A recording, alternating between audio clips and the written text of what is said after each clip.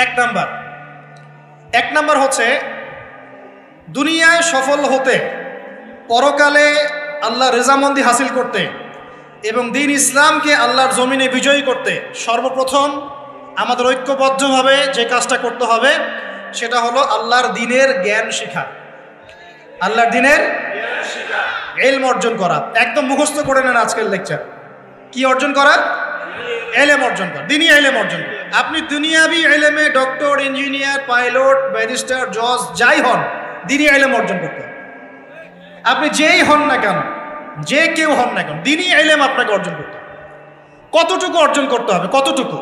যতটুকু অর্জন করলে আমি শিরিক চিনতে পারি, তাওহীদ চিনতে পারি, আমি সুন্নত চিনতে পারি, বেদাত চিনতে পারি, আমি হালাল চিনতে পারি, হারাম চিনতে পারি, আমি হক চিনতে পারি, বাতিল চিনতে পারি, আমি ঈমান ভঙ্গের কারণ জানতে পারি, আমি ওযু, গোসল, নামাজ, ইকামত, কালিমা, আমাদের এই যে বুনিয়াদী শিক্ষা, দ্বীন ইসলামের বুনিয়াদী শিক্ষা আমাকে অর্জন করতেই হবে। রাজি আছেন ইনশাআল্লাহ? বাংলাদেশের বহু মানুষ নামাজ ঠিক মতো পড়তে জানে না, বহু মানুষ ওযু করতে জানে না, বহু মানুষ ইস্তেনজাও করতে জানে না, আর বহু মানুষ কোরআন তেলাওয়াতও করতে জানে। কোরআন তেলাওয়াত বিশুদ্ধ করে না শিখলে আপনি আজান দিতে পারবেন না, ইকামত দিতে পারবেন না, আপনি নামাজে দাঁড়িয়ে আল্লাহু আকবার বলে সানা পড়তে, সূরা ফাতিহা পড়তে, আরেকটা সূরা মেলাতে, রুকুর তাসবিহ, সিজদার তাসবিহ, তাশাহুদ, দুরুদ, মাসুরা এগুলো শুদ্ধ করে পড়তে পারবেন। আর শুদ্ধ করে যদি না পড়েন অর্থ বিকৃত হয়ে যাবে প্রচুর। মানে আমরা তো নামাজকে কি যে বানিয়ে ফেলেছি, আল্লাহ মাফ করুন, সুবহানাল্লাহ। মানে নতুন নতুন কত শব্দ বের করে ফেলেছি নামাজের মধ্যে। আর একটু অর্থের পার্থক্যের কারণে ঈমান কুফরের মতো অবস্থা চলে আসতে পারে। বিশুদ্ধ করে তাজবিদ সহকারে কোরআন তেলাওয়াত করা শিখতে হবে প্রথমে। আপনাকে মাদ্রাসায় যেতে হলে যাবেন, মক্তবে যেতে হলে যাবেন, প্রয়োজনে টিচারকে বাসায় নিয়ে এসে যদি পড়তে পারেন পড়েন, যেভাবে হোক আপনাকে কোরআন তেলাওয়াত শিখতেই হবে। আল্লাহ পাক তৌফিক দান করুন। আমরা নামাজের মধ্যেই বলছি আলহামদুলিল্লাহ, আলহামদুলিল্লাহি রাব্বিল আলামিন। কি এটা? এটা কি পড়লেন? মন্ত্র? আলহামদুলিল্লাহি রাব্বিল আলামিন এটা কি? আলহামদুলিল্লাহ। এই যে আলহামদু শব্দটা সঠিক করে উচ্চারণ করতে পারছেন অনেকে। আলহামদু মানে সমস্ত প্রশংসা আল্লাহর জন্য। আলহামদুলিল্লাহ সমস্ত প্রশংসা। আলহামদুলিল্লাহ কি? আলহামদুলিল্লাহ মানে সমস্ত নিন্দা আল্লাহর জন্য। নাউযুবিল্লাহ। আমার কথা কি বিশ্বাস করছেন না? ওলামায়ে কেরামকে জিজ্ঞাসা করেন, কুল হু আল্লাহু আহাদ এটা কি? কুল হু আল্লাহু আহাদ মানে কি? তো কুল মানে খাও, কুল মানে কি? কুল হু আল্লাহু আহাদ, বলুন তিনি আল্লাহ এক। শব্দের অর্থ আছে তো? এখানে পেশাব করিবেন না, করিলে এত টাকা জরিমানা। কমাটা যদি নায়ের পরে নিয়ে বসাই তাহলে এখানে পেশাব করিবেন না, করিলে। আপনারা কি মনে করেন যে আরবির এরকম সিকোয়েন্স নাই? বলছে কুলহু সূরা, সূরাটার নাম কি কুলহু? কুলহু বলে কোনো শব্দ আছে? কুল একটা শব্দ, হুয়া আলাদা শব্দ।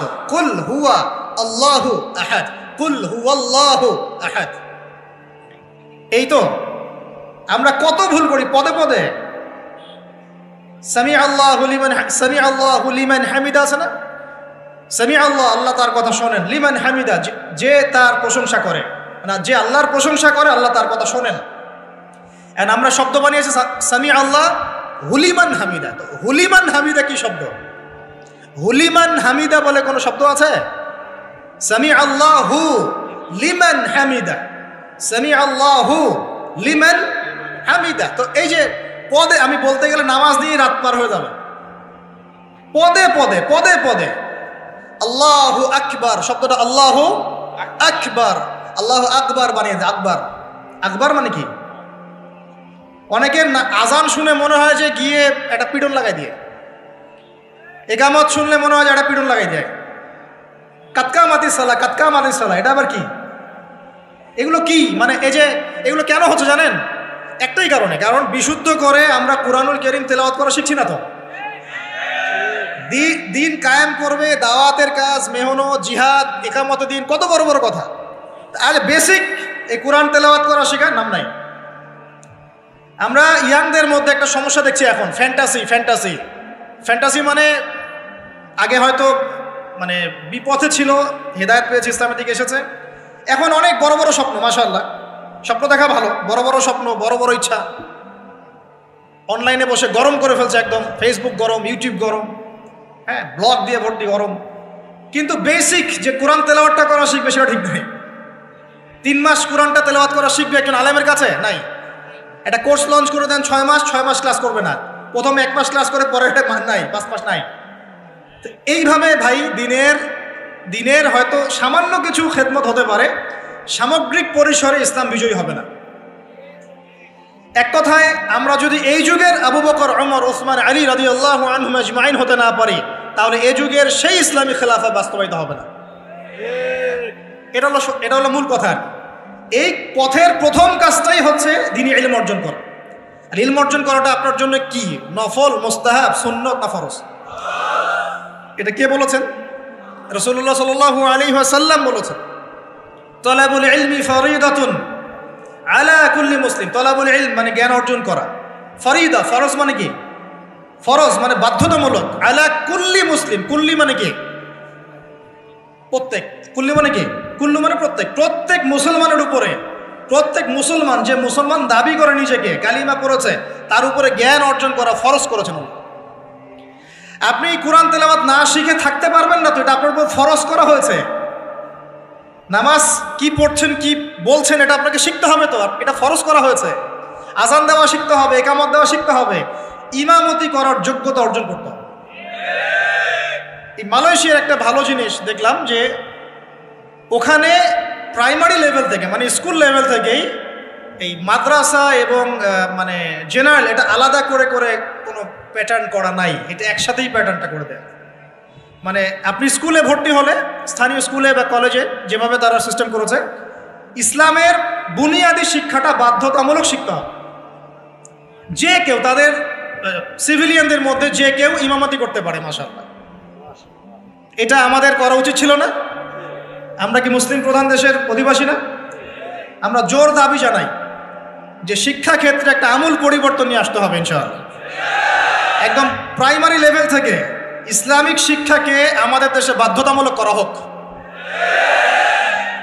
মাদ্রাসা শিক্ষা মাদ্রাসায়, আবার সেকুলার শিক্ষাতে, এই দুদিকে চলছে। তাহলে একজন ব্যক্তি যে এই যে স্কুলে ভর্তি হলো, আপনার ছেলে এখানে 10 বছর পড়বে, এসএসসি পরীক্ষা দিবে, এইচএসসি, তারপরে অনার্স মাস্টার্স, এই 20 বছরে ইসলামটা শিখবে কি? যতটুকু শিখছে এই শিক্ষাটা তো প্র্যাকটিক্যালি প্রয়োগও করতে পারছে না। আর এই জায়গা থেকে যখন কেউ উঠে আসছে, তখন সে তো উম্মার দায়িত্ব নিতে পারছে না। তাহলে ব্যাপারটা কি এমন যে আমরা এদিকে শুধু দুনিয়ার চর্চা করব, আর মাদ্রাসা লাইনে যারা পড়ে তারা দিনের চর্চা করবে? দিন চর্চা করার, দিন পালন করার, প্রচার প্রসারের আমাদের কোনো অধিকার নাই? তাহলে এই শিক্ষাটা অর্জন করলে কি আমরা কি সবাই কি খারাপ হয়ে যাব? আমরা যদি ইসলামিক শিক্ষা শুরু থেকে দেওয়ার চেষ্টা করি বাচ্চাদেরকে, প্রাইমারি লেভেল থেকে, আমাদের বাচ্চারা কি নষ্ট হয়ে যাবে? এই জিনিসটা আল্লাহ পাক আমাদের সমস্ত ঊর্ধ্বতন কর্তৃপক্ষদেরকে বোঝার তৌফিক দান। আল্লাহ পাক আমাদের ঊর্ধ্বতন কর্তৃপক্ষদেরকে এই বিষয়টা বোঝার তৌফিক দান করুন যে ইসলামী শিক্ষায় কল্যাণ ছাড়া অকল্যাণ কিছু নাই। এখানে যদি অন্য ধর্মাবলম্বী কেউ থাকেন, সে তার ধর্ম চর্চা করবে, কোনো সমস্যা? আমরা আমাদের ধর্ম শিখবো ইনশাআল্লাহ।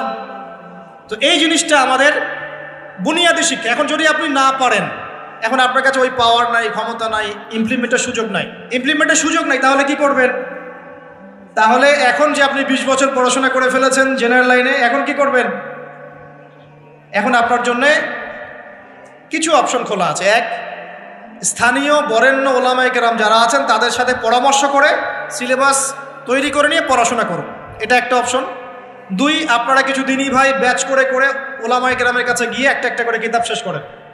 2, 3, অনলাইনে কিছু কোর্সেস চলছে, এই কোর্সেসগুলো করতে পারেন, কাজে দিতে পারে। তবে অনলাইনে কোর্স অফলাইনের মতো হয় না। অফলাইনে ওস্তাদদের সামনে বসে যে পড়াশোনা, এটা অনলাইনে পাবেন না, ঠিক আছে? অথবা আপনার যদি সুযোগ থাকে তাহলে প্যাটার্ন চেঞ্জ করে এই প্যাটার্নে যেতে হবে। এগুলো ছাড়া তো আপনার সামনে কোনো অপশন খোলা নাই। যে আমরা যদি মাদ্রাসাগুলোতে এবং আমাদের শিক্ষা প্রতিষ্ঠানগুলোতে জেনারেলদের জন্য আরবির কোর্স আর মাদ্রাসা শিক্ষার্থীদের জন্য জেনারেল কোর্স রাখি, তাহলে উভয়ে শিক্ষিত হতে পারবেন। মনে করেন এই ভাই মাদ্রাসায় পড়েছেন, মাশাআল্লাহ তিনি মাদ্রাসার সব জ্ঞানই রাখেন আলহামদুলিল্লাহ, কিন্তু সায়েন্স শিখতে পারেন নাই, নামাজ শিখতে পারেন নাই, ওযু শিখতে পারেন নাই। এখন এই ভাইকে কি করবেন? এই ভাইকে ইসলামিক কিছু ডিপ্লোমা কোর্সের আওতায় আনতে হবে, এনে অফলাইন বা অনলাইনে শিক্ষা দিয়ে তাকেও মানুষ করে গড়ে তুলতে হবে। এই তো যদি আমরা চিন্তা করি, আমরা চিন্তা করতে হবে আমাদেরকে জাতি নিয়ে, বড় বড় কথা বললে হবে না। তো যুব সমাজের এখন যে অবস্থা, আপনি সামনে একটা ভয়ঙ্কর বিকলাঙ্গ যুব সমাজ দেখতে পারবেন। মস্তিষ্ক বিকৃত হয়ে গেছে এদের মোবাইল ফোন দিয়ে। মোবাইল ফোন, পর্নোগ্রাফি, মেয়েদের ফিতনা, হারাম অ্যাফেয়ার্স, মাদক, জুয়া, টিকটক, এই করতে করতে এদের মস্তিষ্কর সুস্থতা নষ্ট হয়ে গেছে। আল্লাহর কসম, আল্লাহর কসম করে বলছি এরা সুস্থ না। একটা চিত্র খুব কমন দেখতে পারবেন, 10টা-20টা ছেলে গোল হয়ে বসে আছে ফোন নিয়ে, সবার মনোযোগ নিচের দিকে। ওয়ার্ল্ডে কি হচ্ছে, আসমানে কি হচ্ছে, জমিনে কি হচ্ছে, কোথায় মুসলিমদের উপর বোম পড়লো, কোনো ফিকিরই নাই ওর। আপনি মনে করেছেন যে এই যুব সমাজ আগামীতে দেশের হাল ধরবে? আমি হলফ করে বলতে পারি কোনোদিন দেশের উপকার করতে পারবে। আপনি নষ্ট করে ফেলছেন যুব সমাজকে, নষ্ট করে ফেলছেন। এদেরকে সুস্থতার দিকে নিয়ে আসতে হলে ইসলামী শিক্ষার কোনো বিকল্প নাই, নামাজের কোনো বিকল্প নাই। এদেরকে সামাজিক কাজে লাগিয়ে দিতে হবে, সোশ্যাল কাজে, সামাজিক উন্নয়নমূলক কাজে, এই যে মানবতা সেবামূলক কাজে, প্র্যাকটিক্যাল কিছু কাজে, কিছু বানাও, কিছু করো, সায়েন্স নিয়ে ঘাটাঘাটি করো, কিছু প্রযুক্তি উদ্ভাবন করো, তোমরা কিছু করো। দেখেন আমরা যত কিছু ব্যবহার করি সব কিছু কিন্তু ইহুদি খ্রিস্টানদের।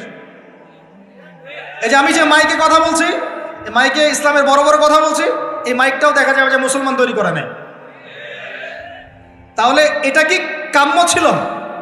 আর এই বিশ্বের যত শিক্ষার বুনিয়াদ, এই বুনিয়াদের শিক্ষা দিয়েছে মুসলিমরা। বিশ্বাস না করলে খালি আপনি 1200 বছর ইতিহাসটা পড়ে দেখেন। ইবনে সিনার নাম শুনেছেন? চিকিৎসা বিজ্ঞান দাঁড়িয়ে আছে ইবনে সিনার উপরে, নাম শুনে নেই? জাবির ইবনে হাইয়ানের নাম শুনেছেন? এই কেমিস্ট্রি না থাকলে আপনি ওষুধ তৈরি করতে পারবেন না। কেমিস্ট্রি না থাকলে কি পারবেন না? মেডিসিন তৈরি করতে পারবেন না। এটা দাঁড়িয়ে আছে কেমিস্ট্রি জাবির ইবনে হাইয়ানের উপরে, যাকে ইউরোপে বলে গ্যাবর ইবনে হাইয়ান। এরকম নাম প্রচুর আছে। আপনি এই যে ম্যাথামেটিক্সের কথা বলেন, জ্যোতির্বিদ্যার কথা বলেন, তারপরে প্রাণীবিদ্যার কথা বলেন, এই রক্ত সংবহন যন্ত্রের কথা বলেন, এক একটা সাবজেক্ট ধরে ধরে দেখেন, সবগুলার গোড়ার মধ্যে আমাদের মুসলিম মনীষীদের অবদান আছে।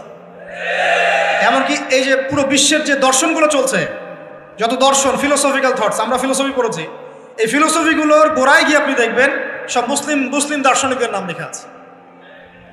আমরা ইমাম গাজালির নাম জানি না, ইবনে রুশদের নাম জানি না। হ্যাঁ, আমরা অনেক কিছু জানি না। আসলে আমরা শেকড় ভুলে গেছি এখন। বিশ্বাস করেন, আমরা এই যে প্রযুক্তি, মোবাইল ফোন, টিকটক, মেয়েদের পিছনে ঘুরতে ঘুরতে, অ্যাফেয়ার, বাইক চালানো, আমরা আমাদের জীবনের লক্ষ্যই ভুলে গেছি।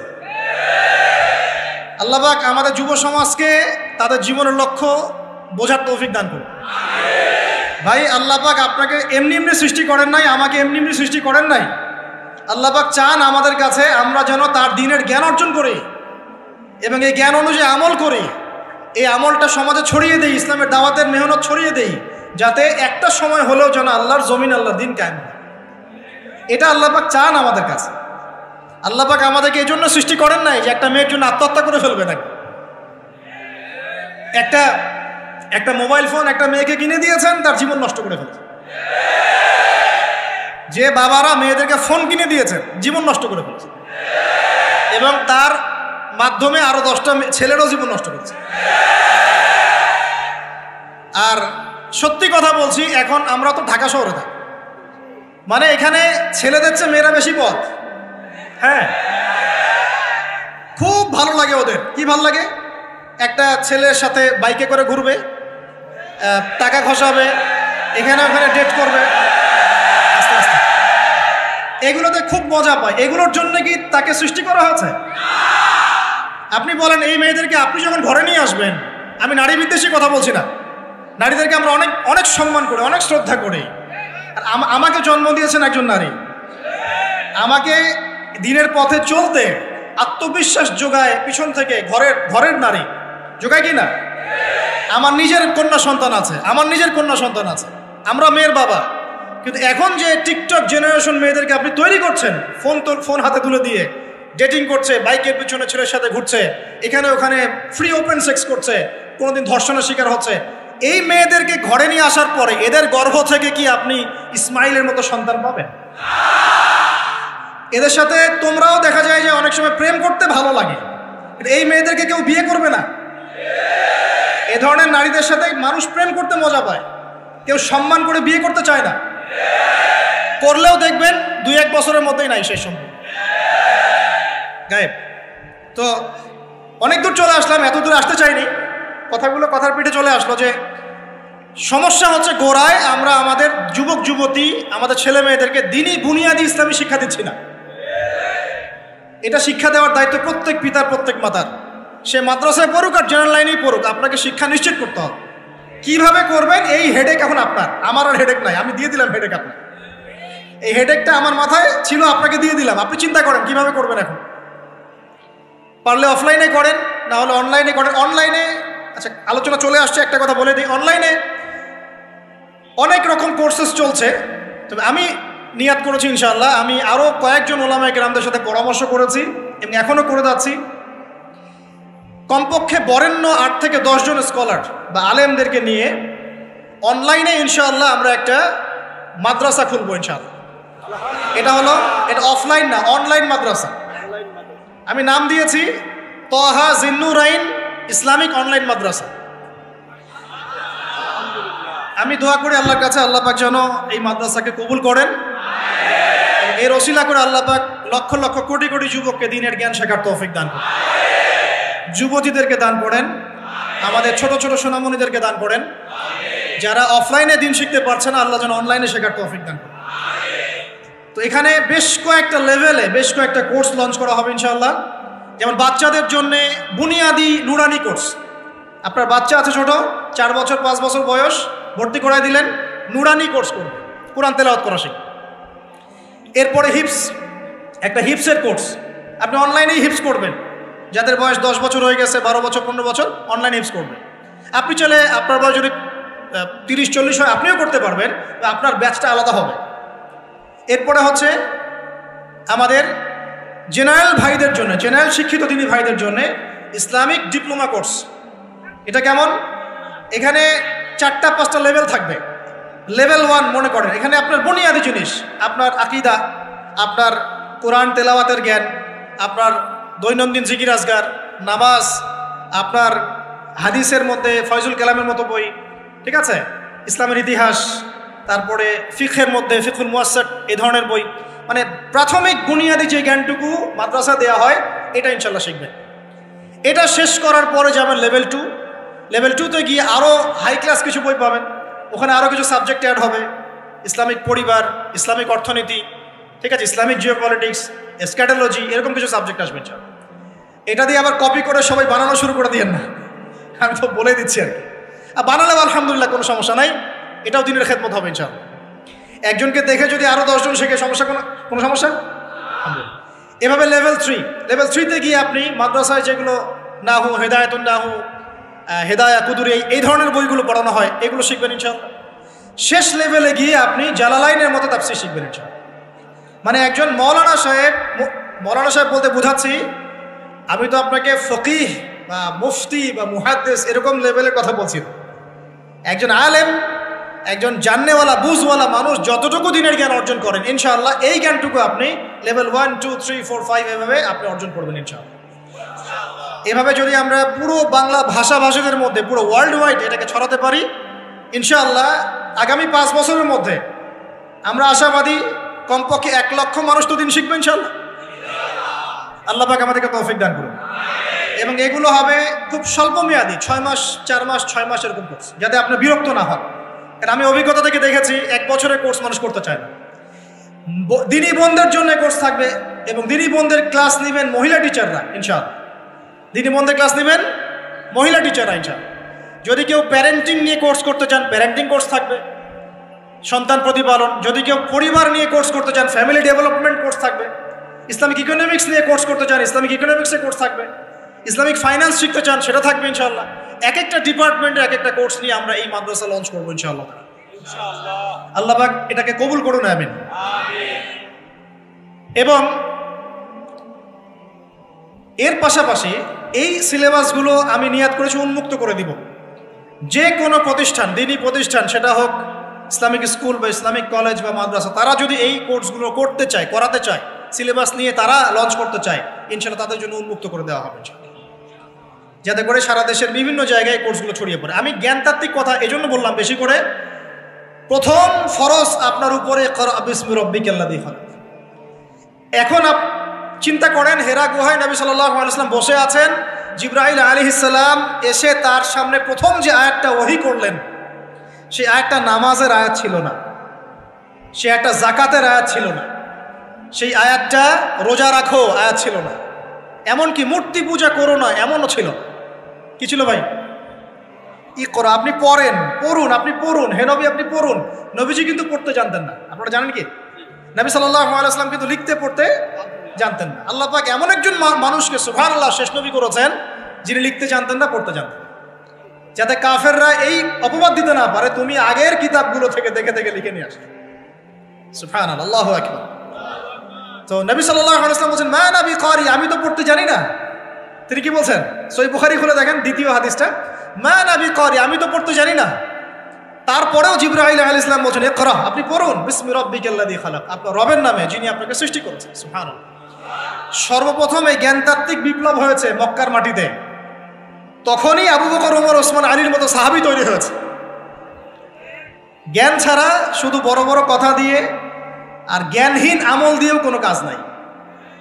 জ্ঞানহীন আমল দিয়ে কিন্তু খুব একটা কাজ হয় না। আপনি হয়তো মনে করছেন যে আমি ইমাম সাহেবকে জিজ্ঞাসা করে নেবো, ব্যাস হয়ে গেল। কিন্তু জ্ঞান অর্জন করে আমল করার যে স্বাদ আর জ্ঞানহীন আমলের স্বাদ কখনো এক না। শুধু একটা হাদিস শোনা যান যে মেসওয়াক করি আমরা, যে দাঁত ব্রাশ করি, মেসওয়াক করি, যে ব্যক্তি মেসওয়াক করে এটা আল্লাহর কাছে অনেক বেশি পছন্দের। আল্লাহ পাক ভালোবাসেন মেসওয়াক করনেওয়ালাকে। এটা যখন আপনি জানলেন, এরপর যখন আপনি ব্রাশ করতে যাবেন, মেসওয়াক করতে যাবেন, আমলে স্বাদ পাবেন না?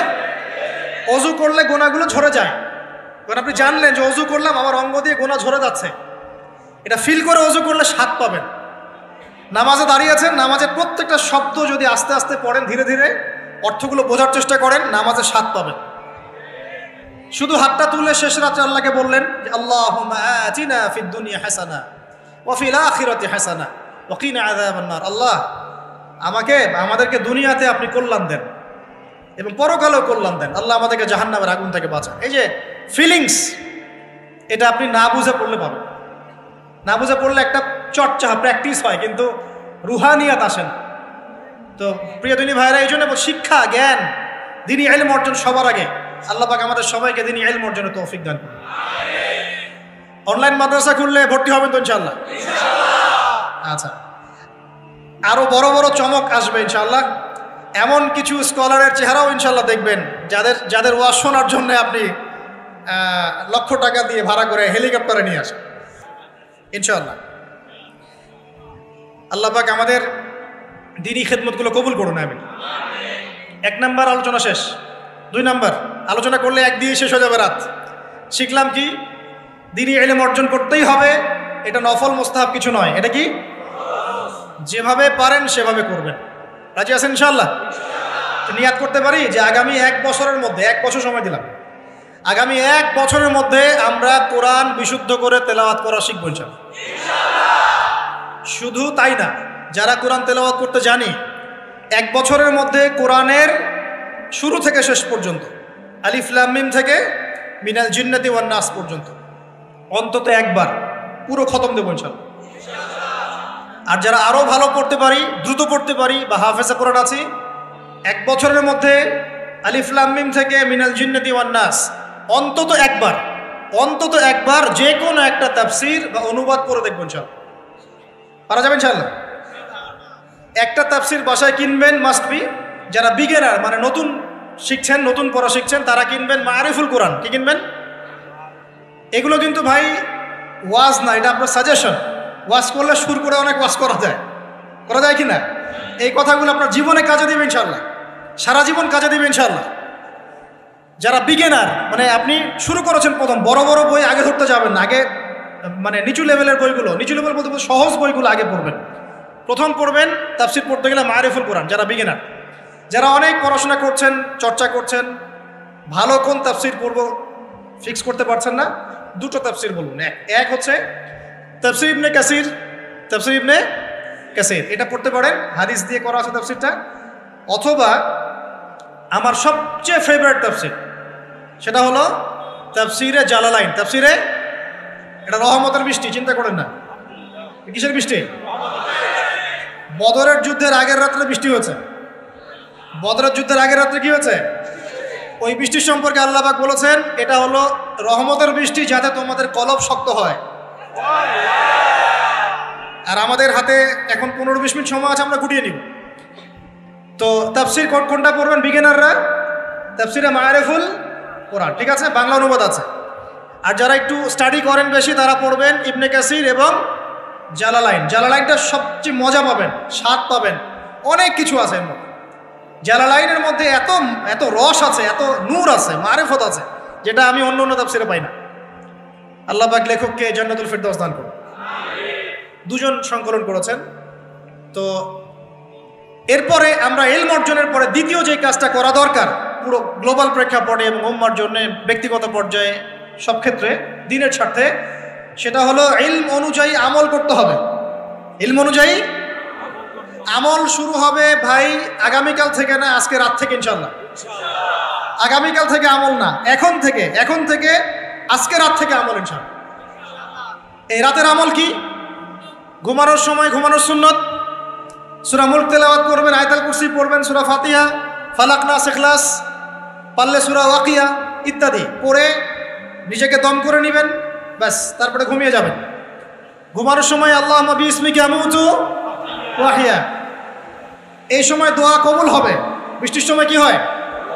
আচ্ছা, আমরা মাঝখানে দোয়া করে নেই, বৃষ্টি যদি শেষ হয়ে যায় আবার আমরা দোয়া করে আল্লাহ পাক আমাদের সবাইকে দ্বীনি ইলম অর্জনের তৌফিক দান করুন। আমাদের সবাইকে আল্লাহ পাক দ্বীনি ইলম অনুযায়ী বেশি বেশি আমল করার তৌফিক দান করুন। আল্লাহ পাক বক্তা শ্রোতা সবাইকে, খাস করে আমাদের যুব সমাজকে আল্লাহ পাক লম্বা নেক হায়াত দারাজ করুন। আল্লাহ পাক আমাদের সবাইকে আদর্শ পরিবার করে দিন। আমাদের সন্তানদেরকে আল্লাহ পাক মানুষ করার তৌফিক দান করুন। আমাদেরকে আল্লাহর ঘর জিয়ারতের তৌফিক দান করুন। আল্লাহ পাক আমাদের সবাইকে দিন রাত দাওয়াতের কাজ করার তৌফিক দান করুন। আল্লাহ পাক আমাদের সবার মধ্যে যে অসুস্থতাগুলো আছে, সমস্ত অসুস্থতা আল্লাহ দূর করে দিন।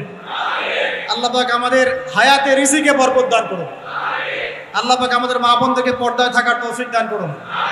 আল্লাহ পাক আমাদের সমাজ, আমাদের রাষ্ট্র, আমাদের প্রশাসন, আমাদের সরকার সবাইকে হেদায়েত করুন। আল্লাহ পাক আমাদের মধ্যে আপোষে মিল মহব্বত দান করুন। আল্লাহ পাক আমাদেরকে আল্লাহর জমিনে আল্লাহর দ্বীন কায়েমের তৌফিক দান করুন। 2 নম্বর কাজ, ইলম অনুযায়ী আমল করা। ইলম অনুযায়ী আমল শুরু হবে কালকে থেকে, এখন থেকে। আমল করা মানে হচ্ছে এক কথায় আমাদের জীবনের প্রতিটা কাজ রাসূলুল্লাহ সাল্লাল্লাহু আলাইহি ওয়াসাল্লামের সুন্নাহ মাফিক করব ইনশাআল্লাহ। রাজি আছি তো ইনশাআল্লাহ? এই ঘুম থেকে শুরু হবে। আপনার ঘুমটা এখন সুন্নাহ মাফিক হবে, আমারটা কিন্তু হবে না। এই যে রাত্রে করে আমরা জার্নি করছি, এটা সুন্নাহ মাফিক হচ্ছে না। আল্লাহর কাছে মাফ চাই, আল্লাহ পাক ওজর দেখবেন ইনশাআল্লাহ। তবে অভ্যাস করবেন এশার নামাজের পরেই কি করতে? ঘুমাতে, যাতে করে তাহাজ্জুদে আপনি উঠতে পারেন। ওই বরকতময় সময় আল্লাহ পাক প্রথম আকাশে নেমে আসেন। কিভাবে নেমে আসেন এটা বোঝার বা জানার দরকার নেই আমার। আল্লাহ পাকের রহমত নেমে আসে। আল্লাহ রাব্বুল আলামিন আহ্বান করতে থাকেন, কে আছো আমার কাছে কিছু চাইবে, আমি তোমাকে দিব। কে আছো আমাকে ডাকবে, আমি তোমার ডাকে সাড়া দিব। কে আছো আমার কাছে ক্ষমা চাইবে, আমি তোমাকে ক্ষমা করে দিব। আমরা তখন ঘুম, মাশাআল্লাহ। কারণ আমরা টিকটক চালিয়েছি 3টা পর্যন্ত, ফেসবুক ইউটিউবিং করেছে 2:30-3টা পর্যন্ত। শেষ রাত্রে আল্লাহ পাক যখন নেমে আসে, আহ্বান করেন, নাফরমান গাফেল বান্দা আমরা ঘুমিয়ে থাকি। আস্তাগফিরুল্লাহ। অথচ ওই সময়ে যে দোয়াই করা হবে আল্লাহ কবুল করবেন ইনশাআল্লাহ। আমাদের দোয়ার অভাব, কত দোয়া, কত চাওয়ার জন্য হুজুরের কাছে আসতে হয় না। চাওয়ার জন্য শেষ রাত্রে জায়নামাজে দাঁড়িয়ে যান, আল্লাহ কবুল করবেন ইনশাআল্লাহ। শেষ রাত্রে যদি আমরা জাগতে না পারি, আমাদের দ্বারা দিন কায়েম হবে না ভাই। সাহাবীরা যারা বদর, উহুদ, খন্দকে যুদ্ধ করেছেন, তারা শেষ রাত্রের দরবেশ ছিলেন, দরবেশ। শেষ রাত্রের দরবেশ আর দিনের বেলা ঘোরসাওয়ার। কি বুঝলেন? শেষ রাত্রে দরবেশ মানে একদম আল্লাহওয়ালা মানুষ, শেষ রাত্রে চোখের পানিতে জায়নামাজ ভিজে যাইতো, দাড়ি ভিজে যাইতো। এই মানুষগুলো আবার দিনের বেলা ছুটতেন, ঘোড়া ছুটাতেন, তাদের হাতে ইসলাম বিজয় লাভ করেছে।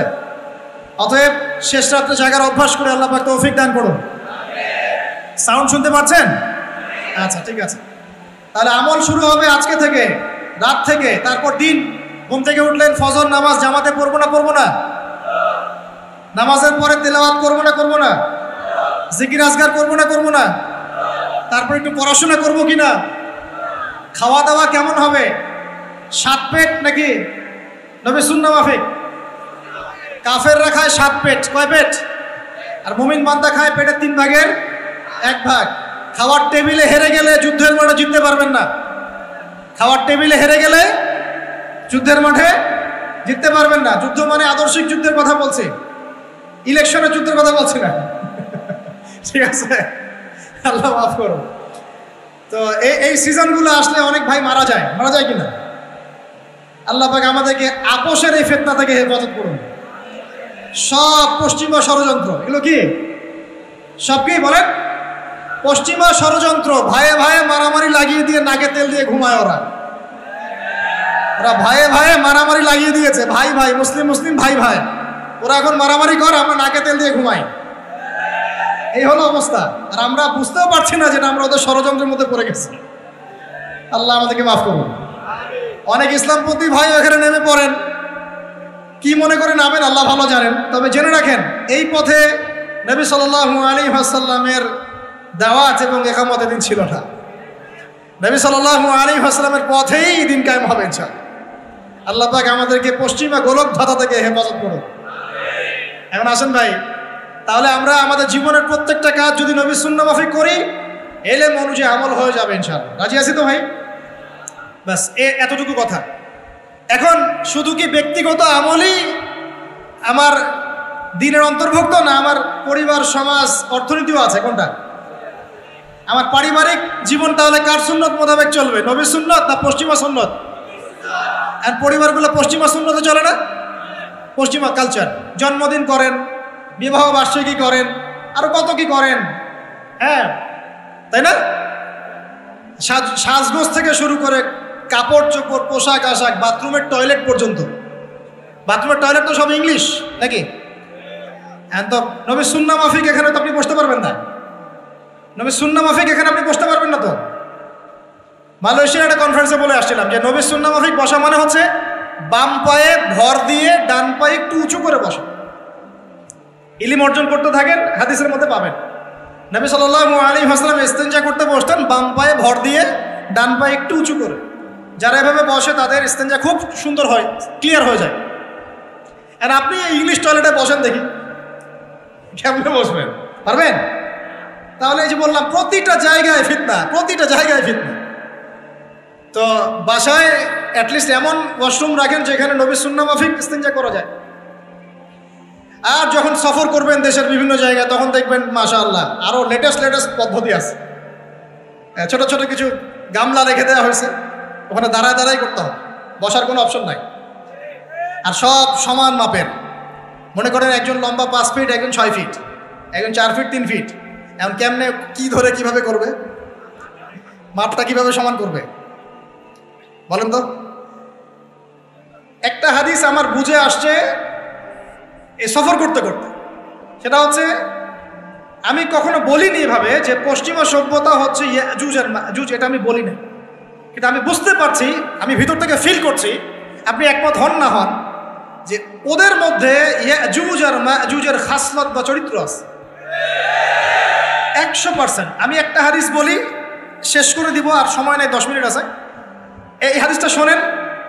নবী সাল্লাল্লাহু আলাইহি ওয়াসাল্লাম একদিন ঘুম থেকে উঠলেন ভয়ে পেয়ে, আতঙ্কিত। নবীজি ভয়ে পেয়ে আতঙ্কিত হয়ে ঘুম থেকে উঠে বলছেন, লা ইলাহা ইল্লাল্লাহ, লা ইলাহা ইল্লাল্লাহ। তখন তার স্ত্রী পাশে যিনি শুয়ে আছেন তিনি বলছেন, নবী সাল্লাল্লাহু আলাইহি ওয়াসাল্লাম বলছেন, ওয়াইলুল লিল আরব মিন শাররি ক্বাদ ইখতারাব। আরব জাতির জন্য ধ্বংস, কি ভয়ঙ্কর ফিতনা ধেয়ে আসছে ওদের দিকে, কি ভয়ঙ্কর ফিতনা ধেয়ে আসছে। এবং তিনি হাতের ইশারা করে দেখালেন এইভাবে যে আজকে নবীজি বলছেন 1400 বছর আগের কথা, 1445 বছর আগের কথা, 1445 বছর আগে নবীজি বলেছেন আজকে, ওই সময় আজকে ইয়াজুজ আর মাজুজের যে দেয়ালের কথা মনে আছে? জুলকারনাইনের সময় দেয়াল, এই দেয়াল এতটুকু পরিমাণ খুলে দেয়া হয়েছে, এতটুকু পরিমাণ খুলে দেয়া হয়েছে 1400 কত বছর আগে। তখন তার স্ত্রী বলছেন আনুহলিক ওয়াফিনা সালিহিন, আনুহলিক ওয়াফিনা সালিহিন ইয়া রাসূলুল্লাহ, হে আল্লাহ রাসূল সাল্লাল্লাহু আলাইহি ওয়াসাল্লাম, আমাদের মধ্যে ভালো মানুষরা থাকা সত্ত্বেও কি আমরা ধ্বংস হয়ে যাব? আপনি যে বলছেন ওয়াইলুল লিল আরব, আরবদের জন্য ধ্বংস। নবীজি বলছেন নাম, হ্যাঁ নাম, হ্যাঁ ধ্বংস হয়ে যাবে। ইযা কাসুরাতিল খাবাস, যখন নগ্নতা, বেহায়াপনা, অশ্লীলতা সমাজে রন্ধ্রে রন্ধ্রে ছড়িয়ে পড়বে, তখন আলেম জালেম সব ধ্বংস হবে। এই হাদিসটা অকাট্য হাদিস বুখারী মুসলিমের, মানে এটা সহি, এটা বিষয়ে কোনো সন্দেহ নেই। তাহলে নবীজি 1445 বছর আগে বলছেন যে আরবদের জন্য ধ্বংস ধেয়ে আসছে, এবং দেয়াল এভাবে খুলে দেয়া হয়েছে। কাদের দেয়াল? ইয়াজুজ আর মাজুজ। আর ইয়াজুজ আর মাজুজের সাথে আরবদের ধ্বংসকে সম্পর্কিত করা হলো না? ইয়াজুজ আর মাজুজের সাথে আরবদের ধ্বংসকে সম্পৃক্ত করা হলো এবং বেহায়াপনাকে সম্পৃক্ত করা হলো, তাই না? বুঝতে পারছেন? আরব জাতির ধ্বংসের সাথে ইয়াজুজ মাজুজকে কানেক্টেড করা হলো এবং অশ্লীলতাকে, কি বলেন, অশ্লীলতাকে কানেক্টেড করা হলো। এখন আপনি চিন্তা করে দেখেন, সারা বিশ্বে পর্নোগ্রাফি কারা ছড়িয়ে দিয়েছে? বলেন বলেন দেখি। পর্নোগ্রাফি কি বেহায়াপনা না? সমাজের ইযা কাসুরাতিল খাবাস, যখন সমাজের রন্ধ্রে রন্ধ্রে বেহায়াপনা ছড়িয়ে পড়ে নাই? মিলান, হাদিসটা মিলান। সমাজের এই মেয়েদের এই যে ফ্যামিলিস্ট রেভলিউশন কারা ছড়িয়ে দিয়েছে? ফ্যামিলিস্ট রেভলিউশন কারা ছড়িয়ে দিয়েছে? ওরা। সমাজে মেয়ে ছেলে একসাথে চলবে একই পোশাকে কারা ছড়িয়ে দিয়েছে? সমাজে মেয়েদের বেপর্দায় চলার এই সংস্কৃতি কারা ছড়িয়ে দিয়েছে? মাদক আর সুদের সংস্কৃতি কারা ছড়িয়ে দিয়েছে? সবচেয়ে বড় কথা, free sex, open sex, free sex, জেনা, ব্যভিচার, পর্নোগ্রাফি, এগুলো কারা ছড়িয়ে দিয়েছে? এটাই ওই যে খুলে দেয়া হয়েছে। এটা আমার ব্যাখ্যা, এটা আমার বুঝ। পৃথিবীর এমন কোন রাষ্ট্র বাকি রাখে নাই তারা এগুলো ছড়াতে, এমন কোন রাষ্ট্র বাকি নেই। তাহলে সব জায়গায় ছড়িয়ে পড়বে না ইয়াজুজ মাজুজের ফিতনা? এই ছড়িয়ে পড়েছে।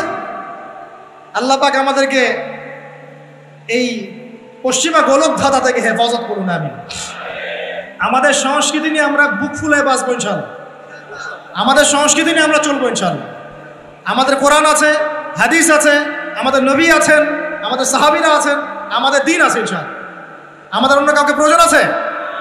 এই যে প্রযুক্তিগত কথাগুলো বললাম, একটু মাথা খাটান, এগুলো আমরাই তৈরি করতে পারবো ইনশাআল্লাহ। সব ঢেলে সাজানো যাবে ইনশাআল্লাহ তাআলা। আল্লাহ পাক আমাদেরকে বোঝার তৌফিক দান করুন। তাহলে 1 নম্বর কি বলেছিলাম ভাই? ইলম অর্জন। 2 নম্বর ইলম অনুযায়ী আমল। আর এই আমলটা কি শুধু ব্যক্তি জীবনে না জীবনের সব ক্ষেত্রে? আল্লাহ কবুল করুন। 3 নম্বর নিজের পরিবারের যত্ন নিন।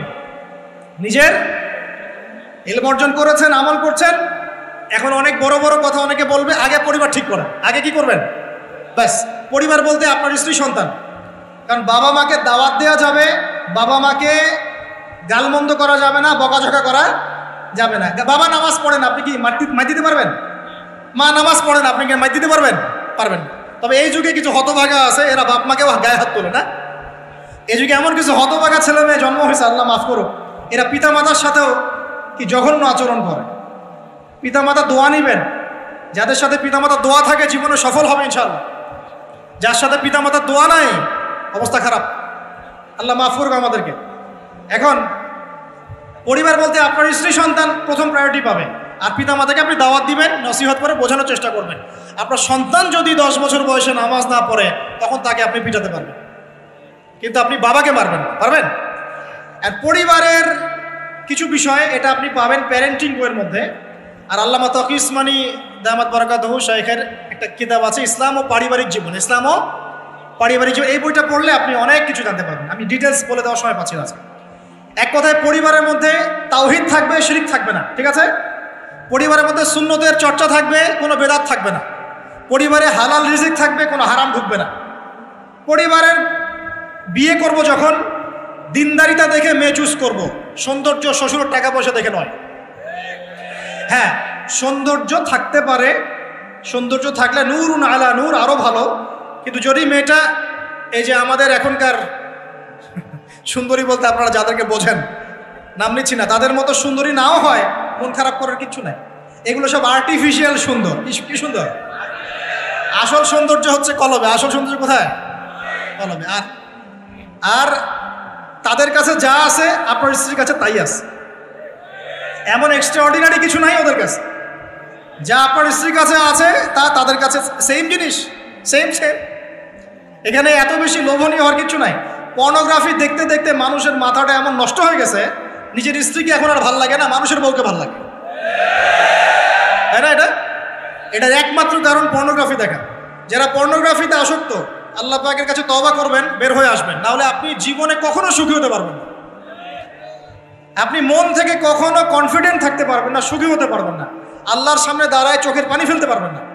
চোখটা নষ্ট হয়ে গেছে তো। আল্লাহ পাক আমাদের যুবক ভাইদেরকে পর্ন থেকে হেফাজত করুন। নিজের দৃষ্টি নত রাখবেন, ইনশাআল্লাহ আল্লাহ পাক আপনাকে খাদিজা রাদিয়াল্লাহু আনহার মতো স্ত্রী দিবেন ইনশাআল্লাহ তাআলা। আল্লাহর প্রতি ভরসা রাখেন, আল্লাহ পাকের কাছে যা চাবেন ইনশাআল্লাহ পাবেন। আল্লাহর প্রতি যে ধারণা রাখবেন আল্লাহ তেমনই হবেন ইনশাআল্লাহ। কেউ যদি ধারণা রাখে আল্লাহ আমার সাথে নাই, আল্লাহ আমাকে দিবে না, আল্লাহ তার সাথে থাকবে না। কেউ ধারণা রাখে আল্লাহ আমার সাথে আছে, আল্লাহ আমার সাথে আছে, আল্লাহ আমাকে বুঝেন, আল্লাহ আমাকে দিবেন, আল্লাহ অবশ্যই দিবেন ইনশাআল্লাহ। ওয়া মান ইয়াতাওয়াক্কাল আলাল্লাহি ফাহুয়া হাসবুহ। যে ব্যক্তি আল্লাহর প্রতি তাওয়াক্কুল করে আল্লাহ তার জন্য একদম যথেষ্ট হয়ে যাবে। হাসবুনাল্লাহ ওয়া নি'মাল ওয়াকিল। বলেন হাসবুনাল্লাহ ওয়া নি'মাল ওয়াকিল। স্ত্রী চুজ করবেন কি দেখে? শ্বশুরের টাকা, যৌতুক নেবেন, দিনদারিতা। আর দিনদারিতা কি বাইরের বোরখা দেখেই ফিক্স করা যাবে?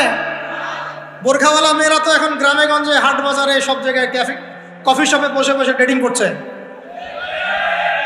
না? বোরখাওয়ালা মেয়েদের কত ড্যান্স দেখা যায় ইউটিউবে, অনলাইনে। ভাই এগুলো আমি দেখি না, কিন্তু চোখে পড়ে যায় মাঝে মাঝে। 3 নম্বর কি বলেছে ভাই?